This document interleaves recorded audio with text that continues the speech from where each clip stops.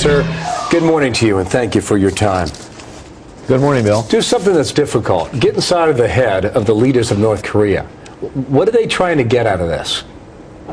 They're trying to develop an ICBM that they will sell to Iran. You know, they sell and proliferate to Iran, to Pakistan, Libya.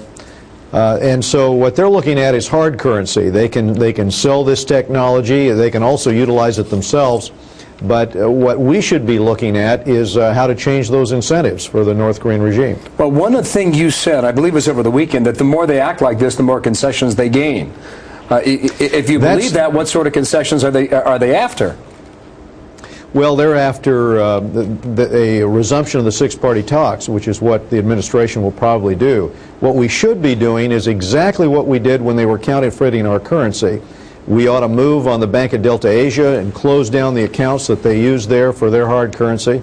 We ought to close, frankly, all of the bank accounts, as the Treasury Department has done in the past, in China that are utilized by North Korea.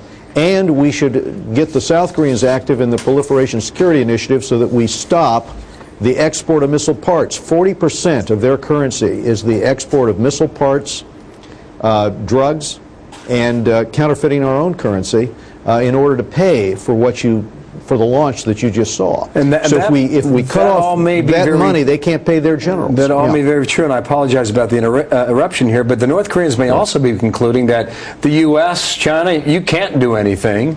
The U.S., China, Japan, you won't do anything. They may be right on both counts. Won't is different than can't. What we can do, and what we've proved we could do in the past, was close the accounts, the bank accounts, and stop their contraband on the high seas. That's what we need to do. Instead, you see President Obama now, he's going to cut missile defense here in the United States, our land-based interceptor system. He's going to cut that. That's the wrong approach. What we should be doing, frankly, is cutting off the hard currency to the north, embargoing the north, and if you do that, the defectors on their missile programs tell us that at that point they don't have the money to go forward with either their nuclear or their ICBM programs. Those are the programs that have to be cut down. As John Kennedy said, you know, the difference between an Atlas missile that's going to carry John Glenn into space or one that's aimed at the former Soviet Union is attitude. Well, the difference here is the North Korean attitude is to aim these things at their neighbors and at us. And as a consequence, we should bring down that regime's ability to get hard currency. Eventually that will implode the regime. If he can't pay his generals, he can't stay in power. And that's where we should be going with this, rather than giving more aid to North Korea, in which the past, unfortunately is where we have seen them not even been able to feed their own people. All of what you just laid out there, have you seen yet that this administration is willing to do that? We saw exactly the opposite with Ambassador Bosworth yesterday morning, where he said, well, when the dust clears from this, we'll go back to the six-party talks.